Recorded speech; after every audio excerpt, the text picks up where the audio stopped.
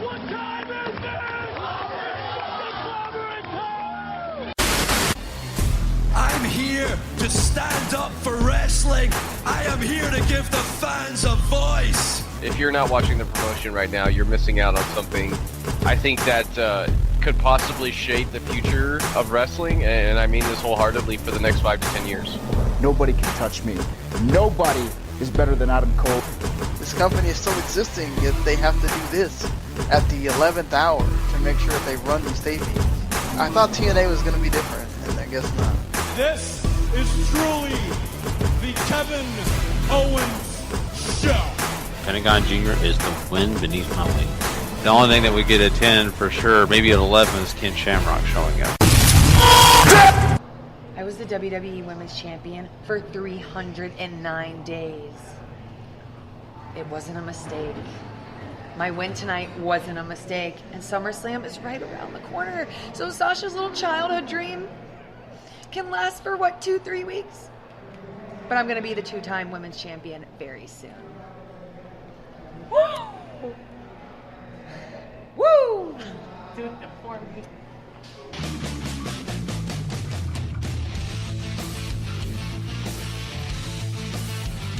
Ladies and gentlemen, wrestling to the mat.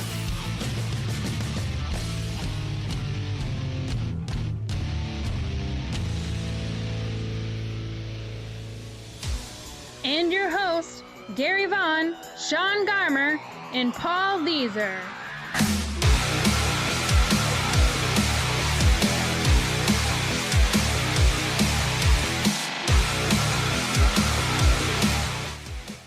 Welcome, everybody, to episode 206 of Wrestling to the Max, and boy, do we have a show for you. We've got lots of big news topics. We've got some people joining NXT. We've also got some guys that we're going to talk about when it comes to figuring out what their future is going to be when it comes to their next big match. Plus, we're going to get into a special topic today. It is going to be the return of a certain belt. Well, it's of your choosing. WWE.com came up with a poll of what belt would you like to see return. They have a list. We're going to give it to you, and we're going to give you the results that we're getting so far and give you our opinions. Which belts do we think belongs back in the WWE? We'll get into that. Plus, we are talking Ring of Honor. We had a big show this week for that. So lots of great stuff to talk about today, guys. But, I'm your host, Gary Vaughn. I've also got Mr. Paul Leeser with me today. What's going on, man? Not a whole bunch. Show 3 of 3 for us so far. Wow. It's pretty crazy. And, of course, Mr. Sean Garmer, the producer and co-host, too. Yeah, the show 3 of 3. And got a 4 of 4 later for us too, Gary. So. Yeah. We got lots of craziness going on because people don't get a chance to hear and see behind the scenes. And, we recorded all this on a Monday night. But not only did we record our Raw review, but we also did the G1 talk, and that's a whole podcast that Sean and Paul did. So those are some great things that came about. And, of course, this is, show number 3 for these guys, only 2 for me. I got kind of lucky. I got a chance to go take more bathroom breaks than they did. So it is what it is. Anything going special in your guys' world? Paul, anything going on this week? No, just work, and more work for this guy. I actually got to, man. Anaya missed her swimming class today because she took 30 minutes to do her hair. What a diva. Anyway, so she... Well, I took her to the pool that we have here at the apartment. And so, first time I've been in a pool in a while. So I was teaching her how to do some stuff with swimming or whatever, and she was doing good. So it seems like the class is working and getting to have some fun. I posted a video on Facebook of her jumping in the water and stuff. She was having a ball. So, an hour in the pool is good exercise, if anything. Yeah, definitely. And, of course, it keeps you cool. That's the big thing. This heat. Between I don't know both how of us here, but, yeah. It's crazy here too. You guys, the Weissman's showing me it's like 100 over there. Sometimes even at night. Here it's the same thing now. It's like 90 something, 100 at night. It's like, God, why go outside? Just stay in the whole time, It's crazy. You know, I actually had a big day on Sunday because we had a family day at my church. And my daughter actually, wanted to go do all the different activities they had. Not only did they have a petting zoo, they had a jump house, they had just a ton of stuff for the kids to do, games where they could win tickets to win, whatever in this little pavilion they had set up for toys and candy and whatever else kids love. They could go buy with the tickets they won. My daughter, I promise you, within the first 10 minutes, started getting red. And I'm like, oh, God, she's already getting way too hot. I had to take her inside, cool her down. The girl had probably 8 snow cones. So, I mean, it's ridiculously hot. I don't know how people can let their kids go outside right now. I'm terrified to even let mine go out and swing on her swing set just for 5 minutes. So, it's wild. The heat is ridiculous. I can't wait till we get to at least November, Paul. In Texas, it doesn't get cold until November. Yeah, it doesn't. Like, Halloween used to be the shift of stupid hot to bearable, and it's since dragged on into November as time has gone on since I've at least been alive. So, yeah, this heat needs to go away quick, fast, in a hurry. I'm sick of stepping outside and feeling like I'm about to melt. Yeah. And I bet people all around the U.S. right now are complaining about the same thing. And we're talking about our areas. I'm sorry for everyone around the world that has listened to this because, across the world, you're probably enjoying some cool weather. We're just here complaining because it's summertime for us. So it is what it is, So anyway, well, enough weather talk. Hopefully no one left because we're talking weather. This is a wrestling podcast, so we're going to talk some wrestling. So the first thing I want to do is get into this big topic that we're going to talk about. But before we do that, I want to let everybody know, if you have not checked it out yet, we did a Raw review, and that is something that's really special. It is a show that's usually under an hour. It's a show that we want you to go check out. That way you can listen to it on your way to work. You can watch it on YouTube during your lunch break. It's very easy and compressed. That way it's not too long for you. This show, part 1, is usually a show that's a little bit longer than an hour, but it's also another kind of shorter show because of the fact that we do split Raw and this show now, part 1. So I think that's great, and I want to make sure you guys do know about that. Plus, SmackDown Live, we will have another show, a SmackDown Live review following SmackDown, so don't forget about that. And, of course, part 2 on the download for you of this show will be on Friday morning. So some housekeeping, wanted you guys to know that before we get too far into the show. Okay, let's talk about this topic about returning belts. WWE.com came out with a poll kind of asking fans what they wanted to see. What belt would they most likely want to see come and make its return? And, this is a big deal now because of the fact that we have the brand split and you're going to see more things change. Like, we already have the Cruiserweight division announced for Monday Night Raw. They made it big on this episode of Raw we just got through talking about not long ago. So let's run down a couple of these belts and some of these belts that are, in the possibility of returning. One of those belts is the Hardcore title. Now, this is the fan favorite so far with the poll. 47% of fans are voting for that belt to come back. I love it. We're going to start with that belt. What do you think about this? Do you think that there is a place, Paul, for this belt? I mean, I know it's probably not going to happen. It doesn't fit this WWE we're living in right now. But why do fans love that belt so much? I assume a lot of the good memories from the Hardcore title come from the unpredictability and all the fun that you could sort of have, especially during the 24/7 rule period.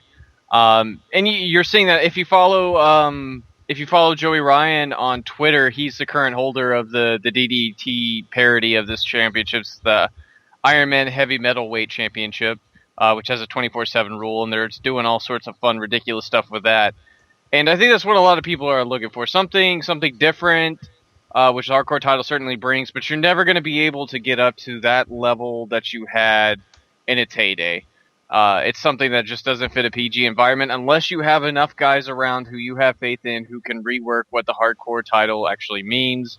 Maybe it's just you having a different element in your matches and you don't go so far with it, and that might seem different enough now compared to what you already get, but I feel like it would just be wasted. It's not going to help anybody get over. It's not really going to help anybody do anything to help them elevate their status. It's just going to pigeonhole people. And yeah, something that it did the first time around was pigeonhole people. What do you think, Sean?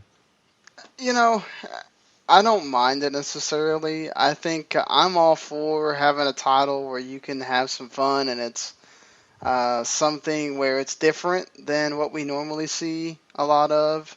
I'm the hardcore title, yeah, it pigeonholed people, but let's face it, there's people on every roster that are not going to do a whole lot.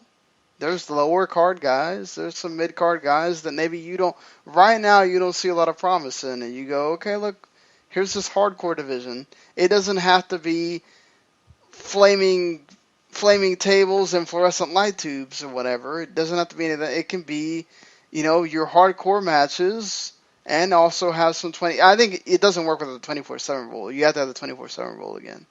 If you just try to have hardcore matches in the PG environment, it doesn't work. I think you have to have that rule to have some fun, do some things that are unexpected. That's kind of what you want on these live TV programs, right? That you can have anything happen. And I like the idea of having it there. Yeah, the 24-hour rule was the biggest part, I think, of its popularity when they did institute that. You love the fact that someone could be asleep and all you'd have to do is sneak up in the room and then put your hand over them and then 1, 2, 3, you're now the hardcore title holder. I think that's a big deal. It's really just a gimmick, and that's this whole thing. And it's something where I get it. You can pigeonhole people, and it makes sense where they're coming from on that. But on the other hand, I think it's really something that you could use to your advantage because you could use guys like Heath Slater, who besides comedy, could have a different role, could do some other things and make some leeway in another area. So I mean, I think you got guys like Rhino who are returning who would be perfect for that. I think it's just really popular, to be honest with you, because of what Sean said, the 24-hour rule. I think there's a lot of good things that could come out of it. I really do. But I just don't see it happening not in this PG era. I know that they could rework it, but I just don't think WWE wants to put the work into it. I think that they just kind of look at it as an annoying thing because they can't really do what they used to in the ECW or any other time period, in the Attitude Era especially. Another belt that they had come out on this poll was the Cruiserweight Championship. Now, we have talked about this recently because the Cruiserweights are coming back to Monday Night Raw. That's right. They've been advertising it. It's been a big deal. So in saying that, I kind of have the idea that it's already going to come back. I mean, to me, it only makes sense this title's coming back. But I think they threw the question out there. I mean, why would you have a division and not have a title? Exactly. Exactly. So I guess they threw the question out about this title just to do it. But 20% of the fans do want it. I mean, it's about, a little less than half of the people who want the hardcore title, but still, it's in second place. And so, I guess that's good. What do you think, Sean? I mean, this title is obviously going to be coming our way anyway. Yeah, I mean, they did confirm on Raw that it is the Cruiserweight Classic guys. They showed almost all of them in that highlight package that they showed on Raw. So, and I think Ho Ho Lun and a few others have shown up on NXT house shows already. Not to mention, you had Ibushi show up on a NXT TV and everything else. But, last we heard from Inohito and a few other places is that he hasn't taken the offer yet. But again, perhaps on what they decide to do with him at the end may be the reason why he waits.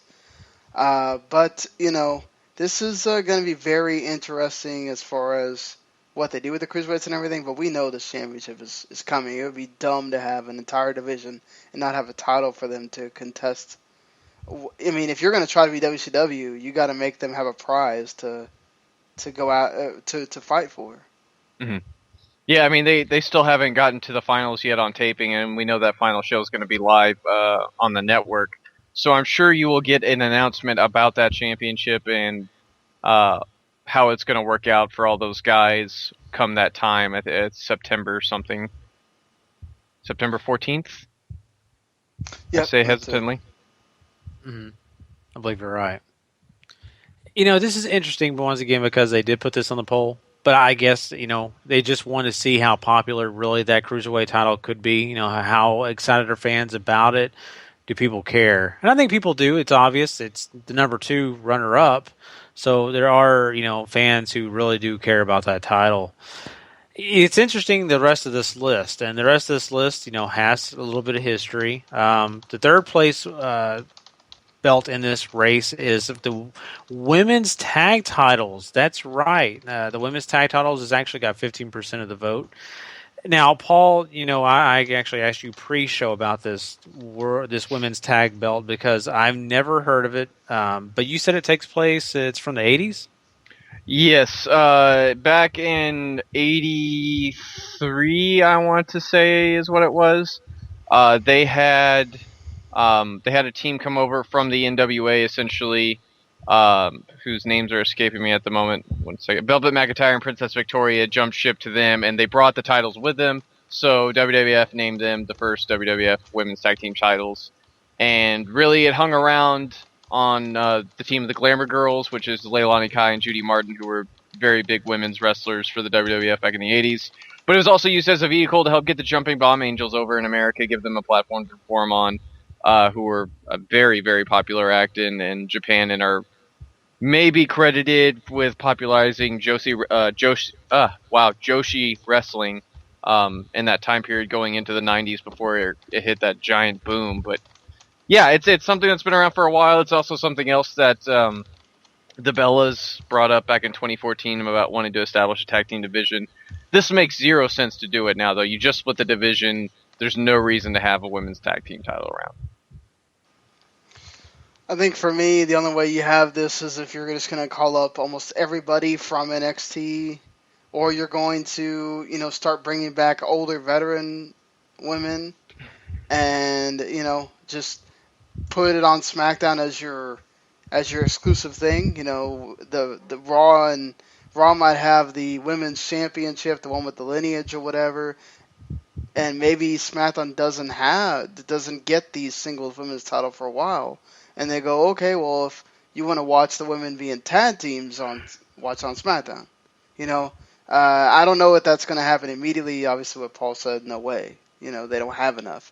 No way. They have 6? You're going to have the same 2 teams and you have one alternate with each other. I mean, if you keep having veteran women come back and you have more from NXT come up eventually, I think eventually in like a year's time you can do something like that, or at least 6 months or whatever, but not right now.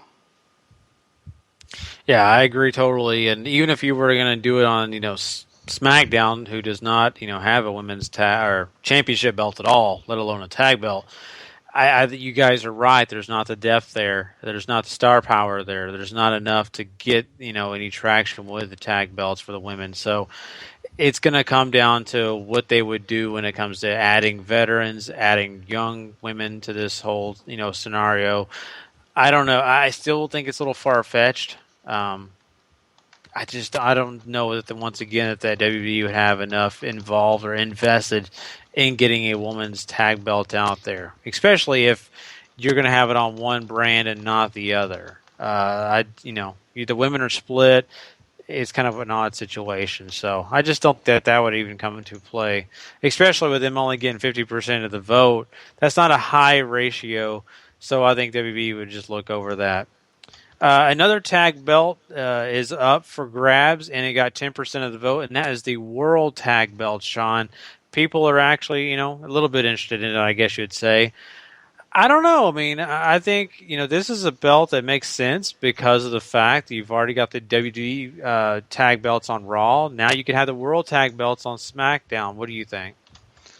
Yeah, I think you do need, at some point, to make these rosters truly separate, you're going to have to make at least a tag belt. I don't know if you want to have the women's float because of how much you've actually done to make that women's title mean so much.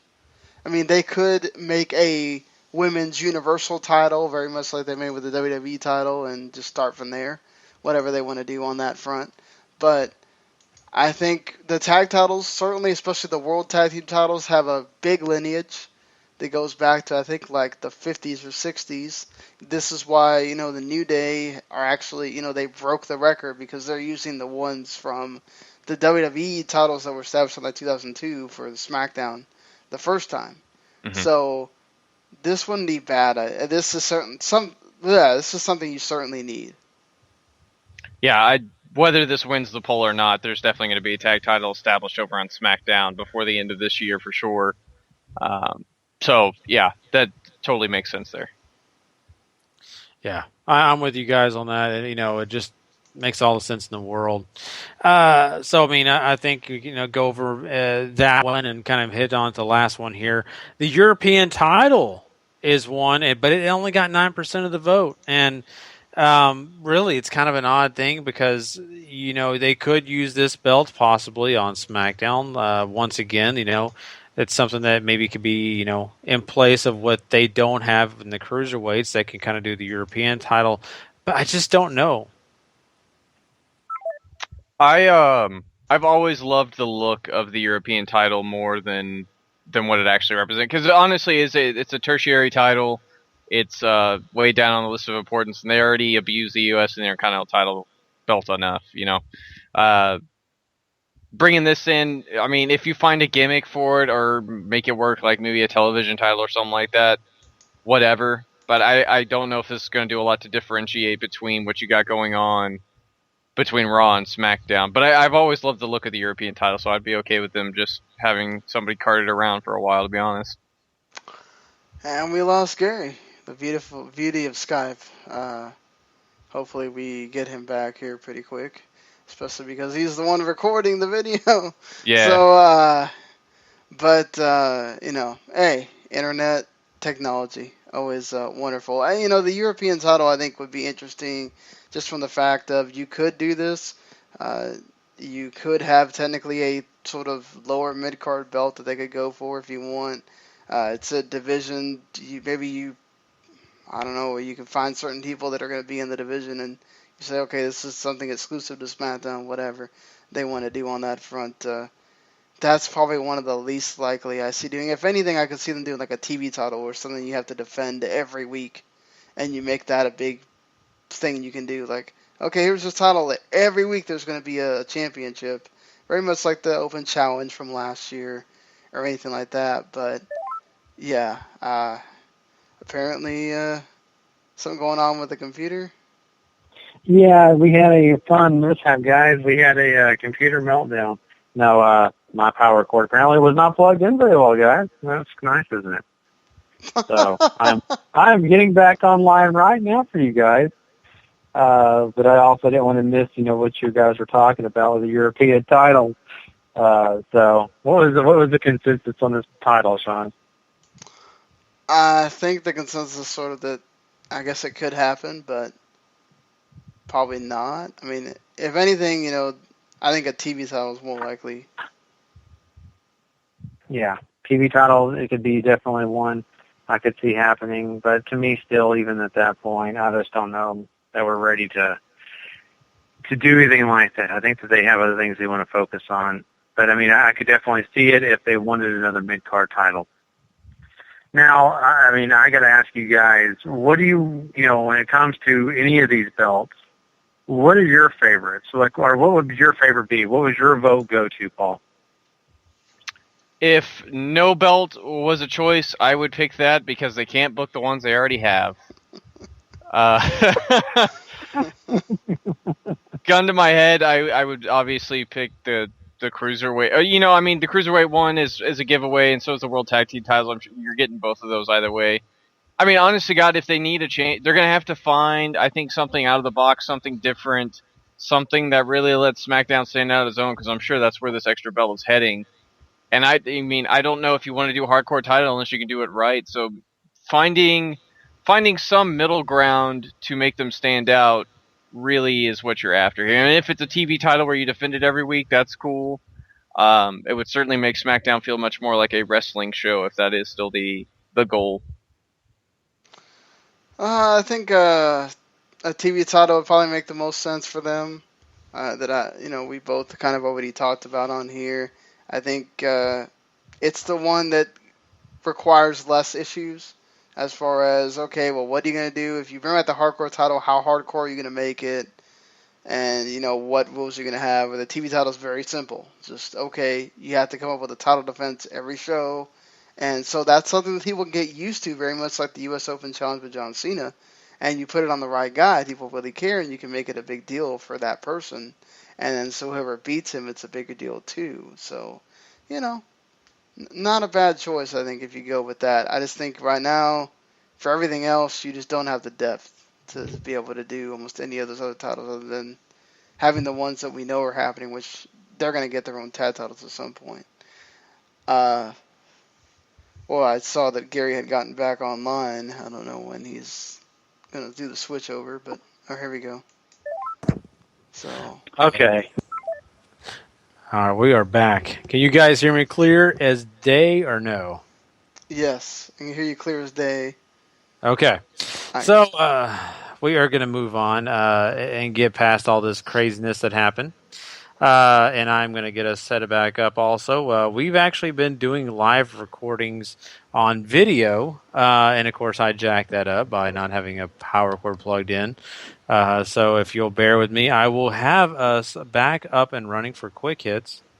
So anyway, I just want to throw this out there also. Make sure everyone goes and checks out the W2M network. If you're not a part of that, that's also going to include lots of other shows. We have a YouTube channel, Sean, and we're really trying to get this YouTube channel going and allowing people to get more involved if they like YouTube compared to other things. Kind of give them where to go on that.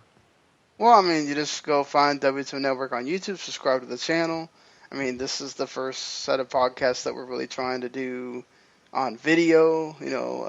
We're still working out the kinks. We don't have the greatest technology right now to be able to make sure everything's in sync. So if, very much like with the Raw review, we're still working on the whole whose audio is too loud, whose audio is too not loud enough so that you don't hear echoes and don't hear all that stuff. So the first couple weeks might be rough, but we'll get it down. And then on the football podcast, we'll also be doing videos too.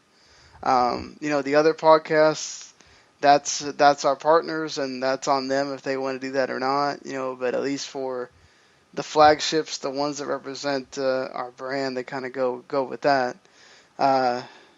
So, yeah, I'm trying to stall so that Gary can get the well, what's funny, guys, is when I did this, it called twice. Now, I don't know why it called you guys twice, but it did for some reason.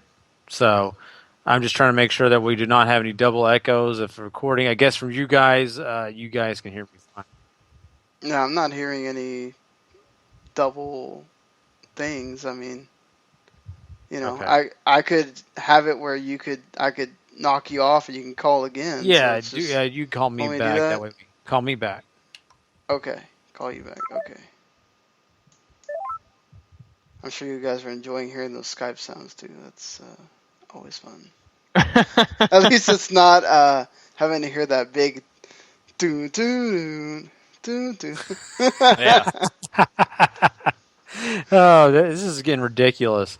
But yeah, so let's go ahead and do this thing. Let's go ahead and run over and do some quick hits, guys. We'll be right back with that. All right. And yeah, I apologize to you on the video. You can't hear the audio tracks, but they're so short, it don't really matter. It's time for wrestling news. Quick hits.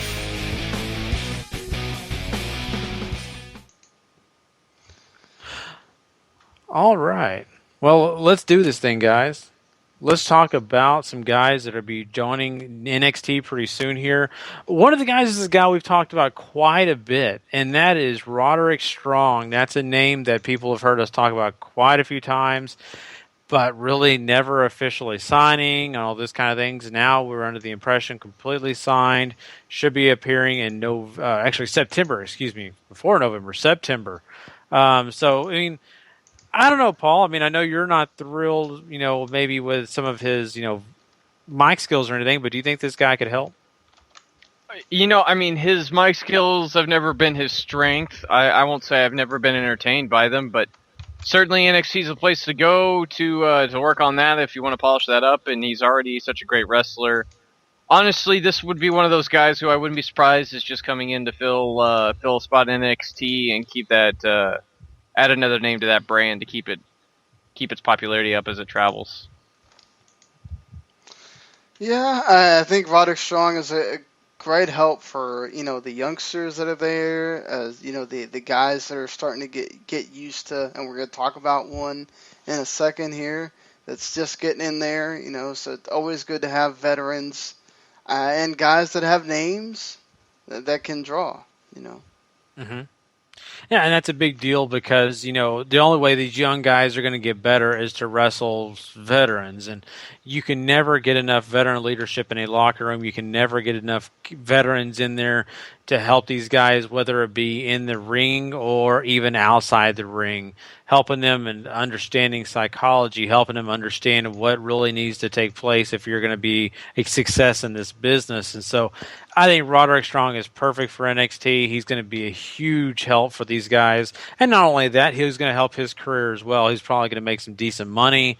He's also going to have the opportunity to be a part of the WWE family, which means future opportunities in other areas. So I look at this as a very positive thing.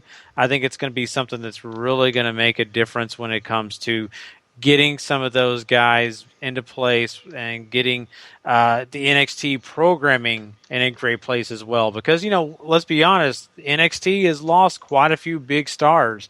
Now they're having to kind of reset. Some of the biggest names on the NXT roster now are still Nakamura. Besides that, you got Austin Aries when Roderick Strong joins.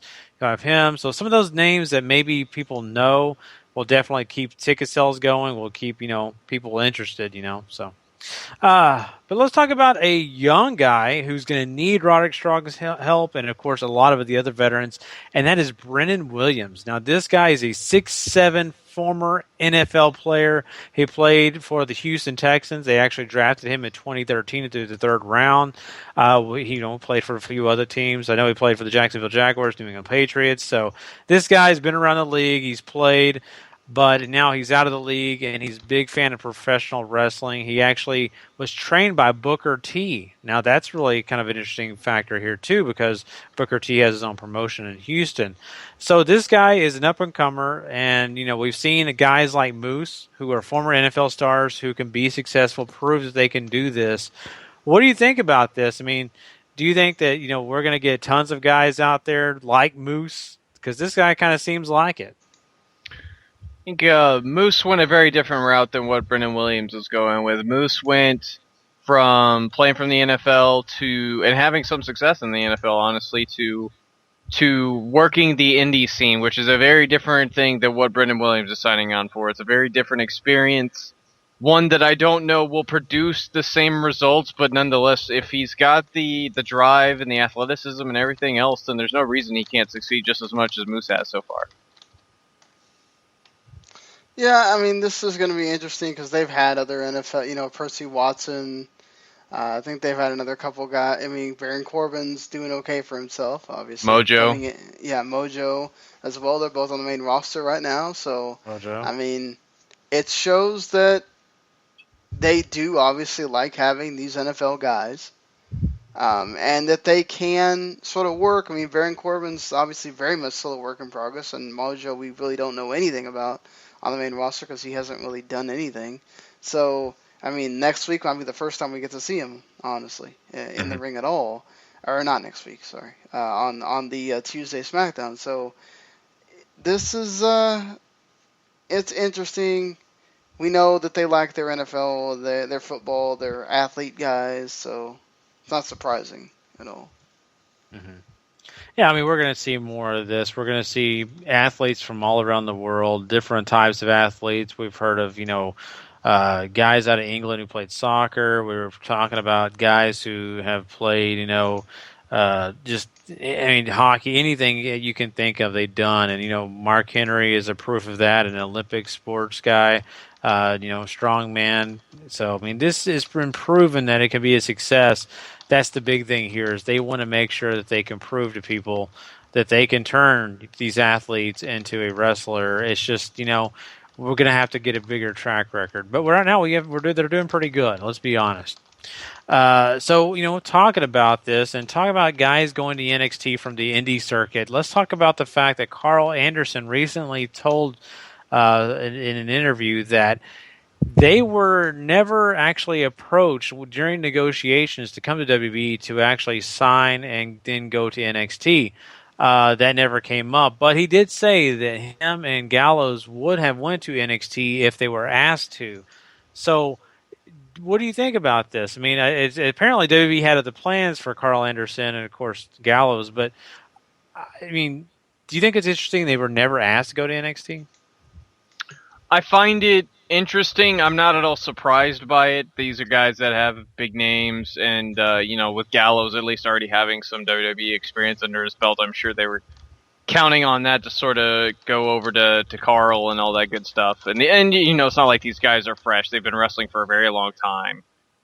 That being said, I kind of wish they did. They would have had some time to at least establish a moveset. And it's not like a lot has changed from them coming over from Japan, but certainly the way they've been booked and the way they've looked on television, I think a run in NXT, even if it was only for a couple of months, would have been helpful.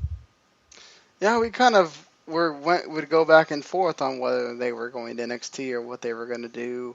And this does surprise me that they were never at least once offered. I can kind of understand it because Luke Gallows was a main roster guy already, so they might have thought, okay, they don't need NXT, and sort of that's his tag partner, so I mean, what's the point? They're going to come with AJ, and he's not going to NXT either. So, I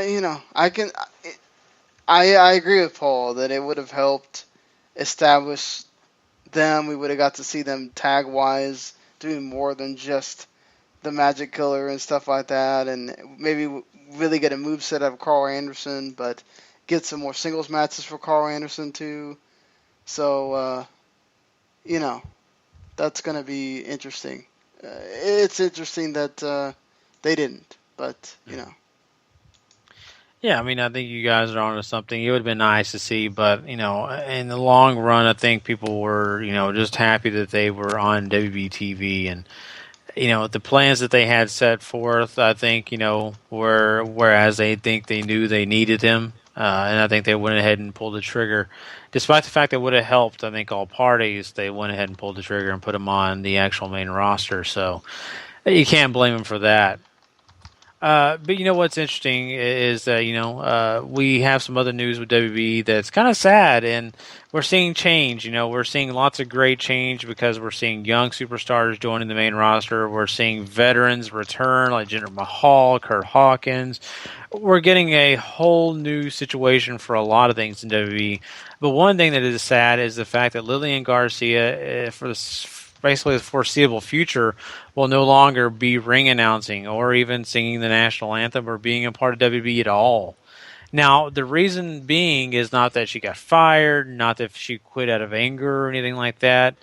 Sadly, her father has 2 types of cancer, and so she had to stay home, be closer to him, and she's looking for work closer to her home so she can be near her father. So this is just sad news, and I hate to report this kind of stuff because, it really is depressing, and you never want to see anyone go through this. Cancer has just been such an issue, and a good friend of mine just lost his mother to cancer just this past Saturday. So it's tough. It's really, really tough. What do you guys think? I mean, is Lillian Garcia going to be definitely a big miss, or is she going to be someone they can easily replace? What do you think about this? Yeah, I mean, Lillian's been in and out the door of the WWE so often. It's, sometimes I don't really notice when she leaves. But this time around, this might be, I won't say it'll be longer, but certainly it's going to hit harder for her. Because she's left before to pursue a singing career and all this other stuff, and it didn't really work out. This sucks. This is really depressing. Cancer's an awful, awful disease, and battling 2 types at the same time, I can only imagine the personal hell her father's going through. It's got to be miserable. So, I mean, best wishes to her and her entire family who have to, get to soldier along with her dad as he battles on 2 fronts here. That's terrible to hear. I mean, we've heard it before that she was going through this with him. That whole week that she didn't miss, or that she missed during the time where they were doing cuts, made people think that she was being released by WWE anyway. And this sucks that she has to go, but good that she can be there with her dad and help take care of him. Definitely. And, our prayers and wishes go out to Lillian Garcia and her family and her father. I mean, this is just not an easy time, and you hate to see someone have to, leave and go take care of something like this. But, best wishes. Let's talk about something on a brighter note, and hopefully this will bring those frowns to a smile. We'll actually have Cody Rhodes facing off against Maka Elgin at House of Glory. What do you think about that? It's pretty cool. House of Glory is a promotion up in New York run by the Amazing Red. It's kind of stepped up to the forefront as one of those, a nice mid-level promotion. Cody Rhodes is also wrestling Chris Hero here in Dallas on September 8th over at VIP Wrestling, which I'm really looking forward to. I might go to that. So, Cody Rhodes going around everywhere. Yeah, you guys need to check that out for sure. I mean, this is awesome. Michael Hogan's been fantastic in New Japan. What's funny is every time he comes to the U.S., though, he regrets it and wants to go back to Japan because they don't seem to react the same way to him there. But with Cody Rhodes, they're going to have a good match, and it's going to be a lot of fun to watch for sure. Definitely, and man, now I'm really interested in those shows in Dallas. Where is that show actually going to be? Actually, is it Arlington? It's out in Arlington, out at St. Jude's Hall, which is literally a stone's throw away from Six Flags. Yeah, that's awesome. Not to make that way over there.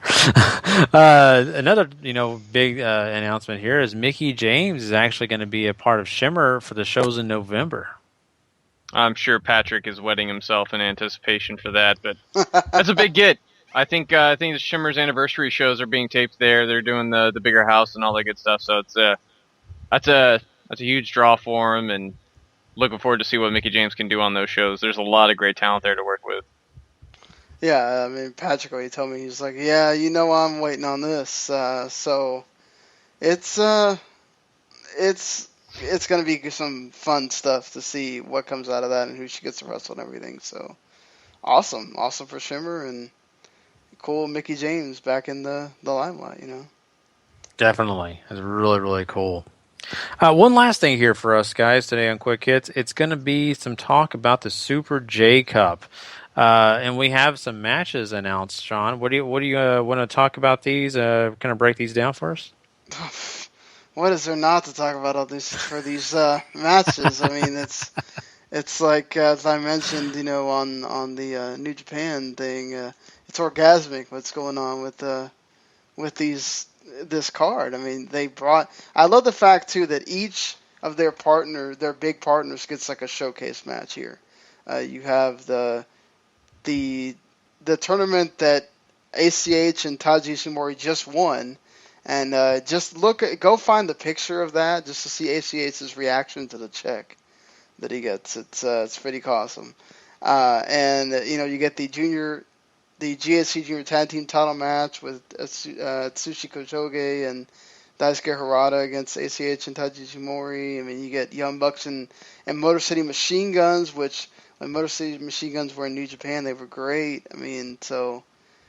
Paul, dang, lots to sink your teeth into here.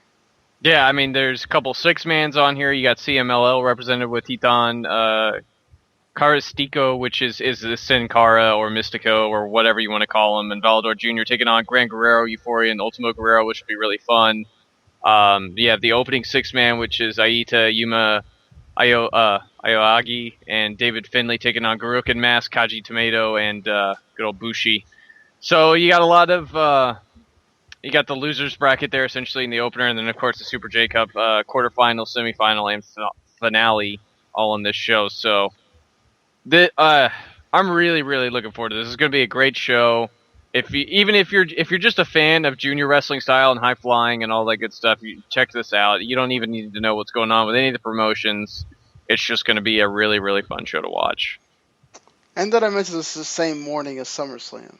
So we get a terrific double shot that we have to do that night of Super J Cup and SummerSlam. Wow. And possibly also NXT TakeOver Brooklyn, because I don't know that we're going to do a show that Saturday night. So 3 shows, one night. Oh my God.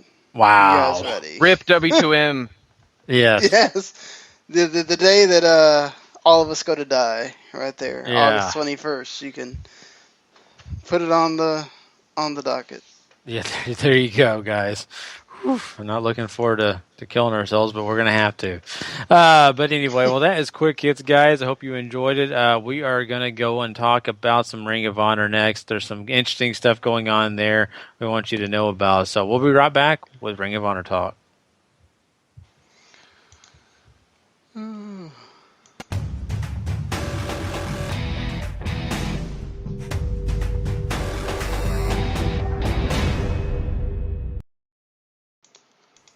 All right, Bo. All right, so Ring of Honor opens with a video package recapping last week's episode with the whole drama with the Bullet Club and Kyle O'Reilly in the world title match. And if you haven't watched last week's episode of Ring of Honor, go do that because it's incredible. And after all that in the opening credits, we go to Lethal coming out to address what happened last week.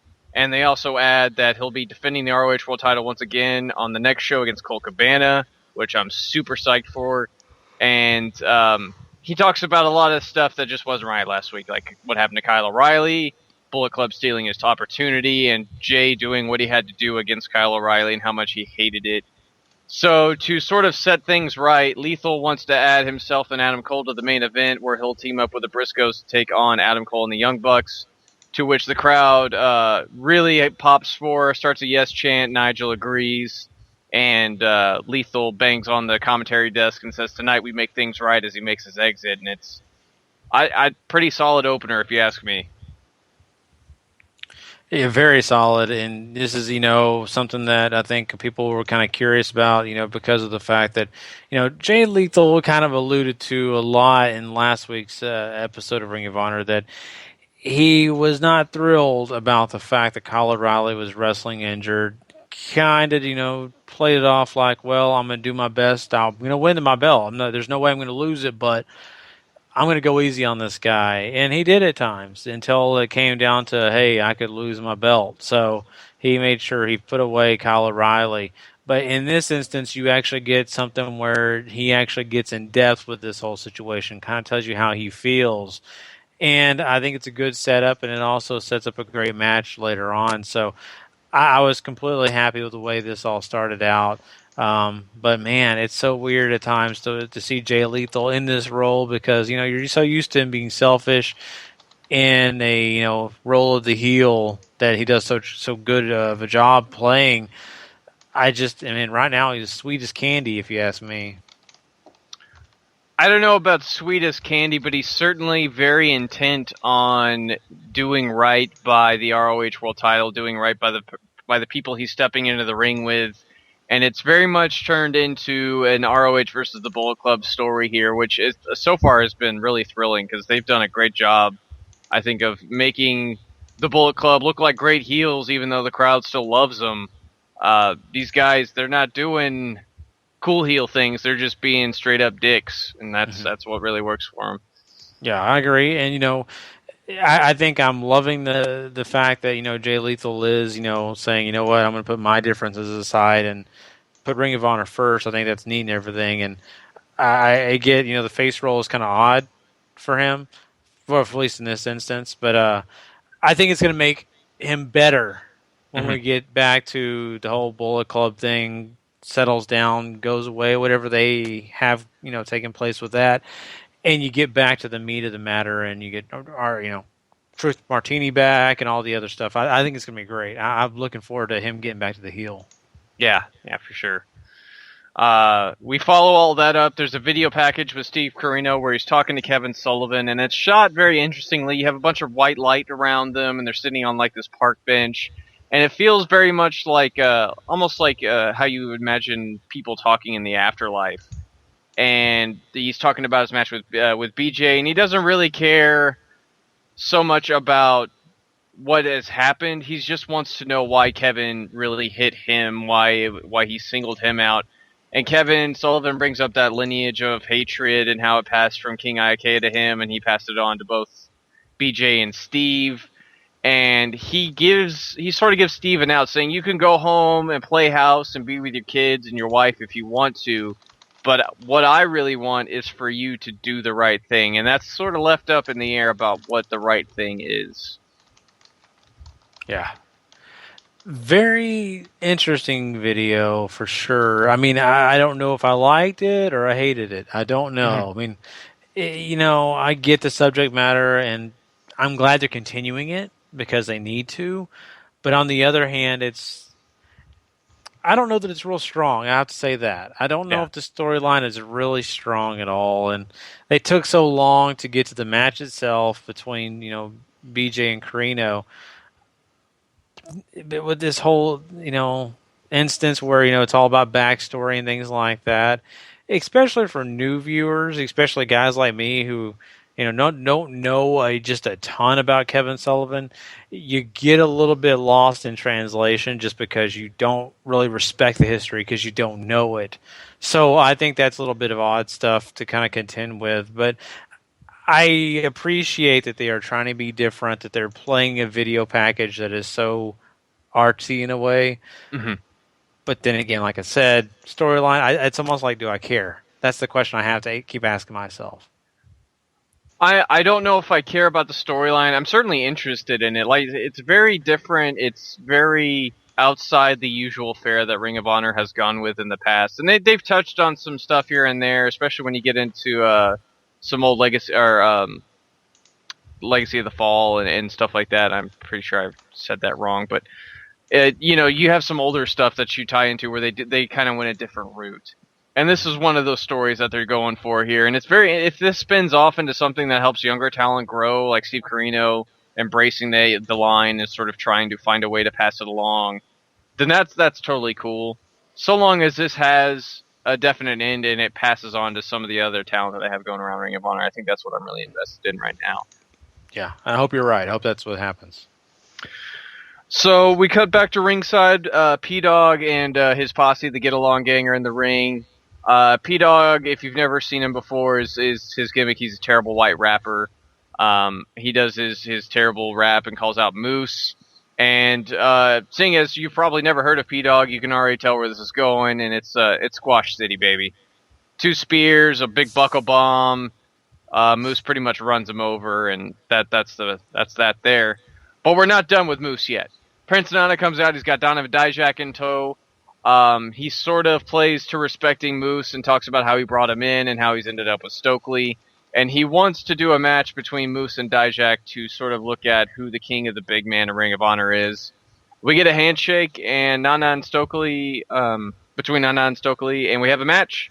And I dare say it's pretty good for a big man match. They trade big blows, they trade big moves. It goes both ways, but seeing as we already know where Moose is, you already know how this is ending, and Dijak ends up getting the win with a big boot combination, followed by a big fist, and then a Feast Your Eyes, which is absolutely brutal, and Moose sells extremely well to get the victory. Yeah, I agree. A pretty good match here, and it was interesting that we were going to have this. In fact, I thought Moose was gone. I thought he was done. This must have been the final match. At least I'm thinking so. Maybe I'm wrong. Maybe next week we'll get another Moose match, but it seems like this is the right direction because you need to put Dijak over. You need to make him look strong, and that's what you do as you leave the company. You get the guy over, and I appreciate that. I'm a Dijak fan in a way because I think that he's got some potential. So, in the end of the day, this is a great big man match for 2 guys to kind of get involved in, just kind of fly around at their pace. I enjoyed it. Outside of that, though, the whole Prince Nana stuff was kind of interesting, why he introduced it, but I think it's just a way of him to take over. Stokely Hathaway, he ate a big boot, man. He ate it good.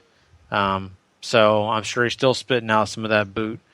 Yeah, I thought that was kind of funny at the end there too. So it's just a way to maybe get Moose along, but I appreciate what they're doing for Dijak. Yeah, hopefully they spin this out into Stokely looking for somebody else, seeing as Moose is sort of lost to pair up with, and then him and Nana can feud over all this good stuff and continue something and get Dijak into a feud outside of flirting around with, oh, I left the House of Truth, blah, blah, blah, blah, blah, blah, blah, Yeah. So we get a string of promos here. First, we go backstage with the Addiction, who pretty much talk about the tag division, how great they are, and all that good stuff. Pretty much big self promotion there. They have a video to go over the Bullet Club shenanigans that happened at Global Wars to hype up the main event some more, as well as the rematch between Lethal and Cabana that's happening next week. And then we have a promo from the Cabinet backstage where they continue to talk about saving pro wrestling, how they have problems with everybody like the Young Bucks and their spottiness and all the super kicks. So they suggest building a wall around them, which will be paid for by all their t-shirt sales, which is fairly clever because, they broke pro wrestling tees during their sale pretty much. They run down short people in Ring of Honor, and then they talk about people who are not as smart as they are. And before they leave, Caprice Coleman maybe unwittingly calls them the Team of Terror, which completely goes against everything that they're going for on this Trump vibe, but whatever. What'd you think about all these promos, Gary? The addiction of the addiction. That you got what you get out of that. This whole Cabinet thing. Oh my goodness. I mean, I'm sorry, but the whole thing where the Young Bucks are going to build a wall around themselves and they're going to pay for it. I thought that was hilarious. Yeah. Oh my god. So yeah, I get it. They're doing the whole Trump shtick. It's pretty funny. Of course, WWE's doing their version. Make Darren Young great.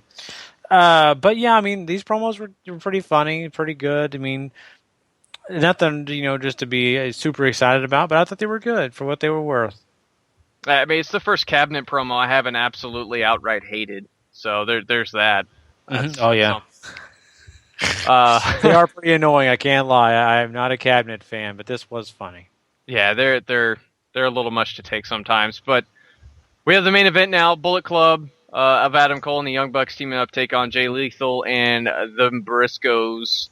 It's pretty much a fun 6-man sprint that you're used to seeing in Ring of Honor these days. Lots of dives, lots of 6-man brawls, lots of people ignoring the tags to keep the string of moves going.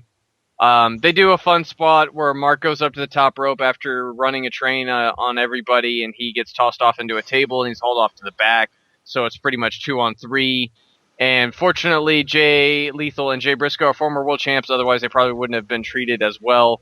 And after hitting a lethal injection on Cole, Lethal manages to roll up Matt for the win. And that kind of spells the end for the Faces because they get the beat down big time. Briscoe is dealt with and sent to the outside. They hold the Young Bucks, and Adam Cole hit a pair of triple super kicks on Lethal. He also takes a Tiger Driver on a chair, which is pretty nasty. And Adam Cole goes to the outside, grabs the scissors and some buzz clippers, and murders Lethal's dreads. And that's why he's bald, guys. It's because Adam Cole's a glorious, glorious dick. Oh, poor Lethal. Poor Lethal. But then again, maybe not. Maybe this heat is getting hit to him too, and he's enjoying that cool, air on his bald head. But that's a great way to really get a feud heated up. I really enjoyed this match. I'll start there. It was a lot of fun. It was nothing out of the ordinary. Don't get me wrong. So I'm not saying it was just amazing, but it was good. It was it was entertaining. Mm-hmm. So you get what you get out of that, and I like the fact that Lethal was able to get the pin and be the victor here with the Briscoes. But the most important thing here is where's the future? Where are we going? And I think the direction we're going, and I think everybody else is kind of saying this too, is Adam Cole's going to still be in the title picture. And how is that going to be? Well, this is how it's going to be because those dreads are no longer there. Jay Lethal took pride in that. That was a big part of his, pride, the hair and, presentation. So now he's got a reason to hate these guys, a reason to hate Adam Cole. So I think it was smart. And I think that they did a good job in ending the show like that. It keeps you guessing, and you want to know more. Now, I really, am excited about next Monday to find out, what happens next. Yeah, I mean, we've already heard the announcement that it's going to be Adam Cole challenging Jay Lethal for the ROH World Title at Death Before Dishonor on August 19th on pay-per-view. Cheap shill there for Ring of Honor. And with what happened last week, the interesting part to keep watching Ring of Honor television has been how are they going to get to that point after Nigel told Adam that he was never going to get another title match so long as he was the matchmaker. And they really kept stressing that point. I thought, well, maybe they're going to take Nigel out of the matchmaking position, but with Jay getting his hair cut and all that good stuff, there's plenty of reason, more fuel to the fire for that feud. And Jay's probably practically going to beg Nigel for that title match. So interesting, and they got that big title match with Lethal and Cabana next week on ROH. So lots of carryover from television, which is so great to see from Ring of Honor after how they worked their television earlier this year with all the New Japan crossover. And man, I'm really looking forward to next week. They've done a great job these last 2 shows now. Really wanting to keep you coming back for more. I totally agree, and they're doing better in all phases. It's just not the in-ring action. It's also when it comes to the promos, some of these video packages. They really put a lot of work and effort into them, and it just makes these shows so much easier to watch, and it makes them a lot more interesting. It's not just I can fast forward through this because it's just the same old shtick. No, you can't, because they've actually added some quality things that you got to sit and watch and actually enjoy. So. Very true. All right. Well, that is Ring of Honor. We pretty much are done this episode. We really appreciate everybody checking us out tonight. Of course, sorry for the technical difficulties earlier. That's my bad. It happens. Next time I'll double check where my cord's plugged in. Power sources are very important to laptops. I think most people know that. But anyway, we are going to be, of course, available on the W2M network, like a lot of other great podcasts. You don't want to miss out on the action. So go subscribe if you're not already subscribed to the W2M network. It's a big deal, trust me, because there's lots of great content there for you guys. Not just our show, other shows. And so we want you to have that opportunity to go check out as much content as you can. Also, don't forget, we do Raw reviews and SmackDown Live reviews. Go check those shows out. They are standalone shows. We, of course, are going to have the SmackDown Live one on Wednesday morning, and we've already recorded the Raw one, so that's, of course, available probably as you're listening to us now. It's already available in your docket, so go check that out. Plus, we're also going to do part 2 of this episode, and that'll be available for you Friday morning on the download, guys. So some very important shows for you to go check out. We appreciate everybody who's also been following along with the G1 Climax. That's right. Sean and Paul are knocking it out of the ballpark. They are covering this thing. They've already recorded several podcasts for the G1 Climax. Lots of content there for you guys as well. And, of course, once again, if you just want one place to find all that, W2 Network. That's as easy as that. You don't have to go searching for it. You just go. We already mentioned the YouTube channel. Go check out that. We also have other ways you can go check us out all over, wherever podcasts are found. So go do all that great stuff. Sean, is there anything you want to promote this week on the W2M Network?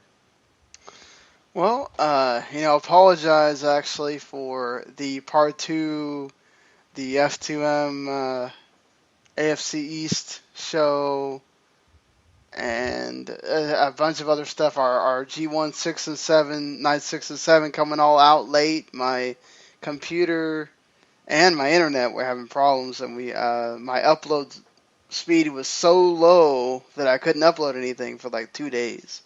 So I couldn't upload the shows until like late on Sunday night. So I apologize for them being late, but appreciate everybody that checked them out. Of course, Paul and I reviewing Dragon Gate and Kobe World 2016, and of course all the other things that were on that show. So you should check it out.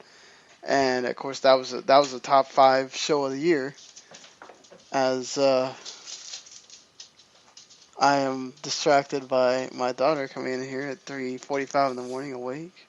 But anyway, video games show is there as well, and we're doing a Pac-12 conference preview as well in just a little bit too.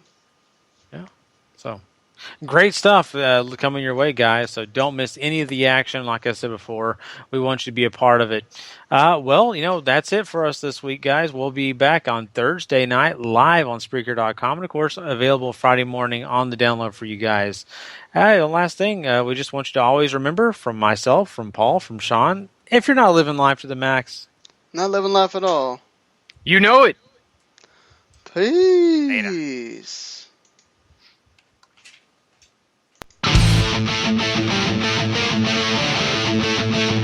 Bye.